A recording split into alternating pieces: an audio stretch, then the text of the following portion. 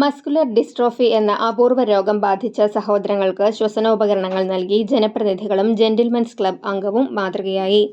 പൂവത്തൂർ ചൂളപ്പുരയ്ക്ക് സമീപം പുളിച്ചാറം വീട്ടിൽ ബഷീറിന്റെയും ഫാത്തിമയുടെയും മക്കളായ 19 വയസ്സുള്ള ഫിദ, 16 വയസ്സുള്ള ഫാദിൽ എന്നിവരാണ് അപൂർവ രോഗം പിടിപെട്ട് വലയുന്നത്.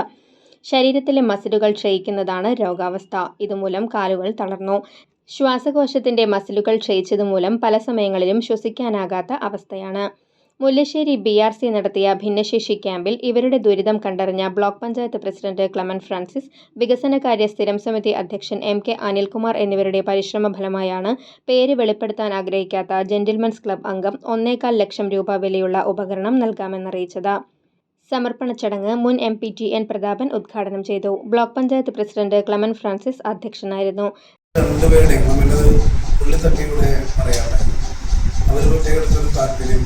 പേര് വെളിപ്പെടുത്താൻ ഇഷ്ടപ്പെടാത്ത ഒരു സഹോദരൻ അവരുടെ മക്കളോട് നൽകുന്നൊരു സ്നേഹമായിട്ട് തോന്നിയാണ്.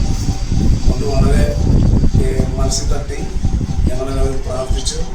ഈ രണ്ട് മക്കളും ഈ പരിമിതി. ജനപ്രതിനിധികളായ MK Anilkumar, Ummer Salim, BPC PS Sangeetha, Santhwanam palliative care society president NP Aboobacker, നേതാക്കളായ PK Rajan, KK Babu, CJ Stanley, Prasad Panikkan, gentlemen's club അംഗങ്ങളായ VS സെബി, ജീൻ വർഗീസ് എന്നിവർ സംസാരിച്ചു.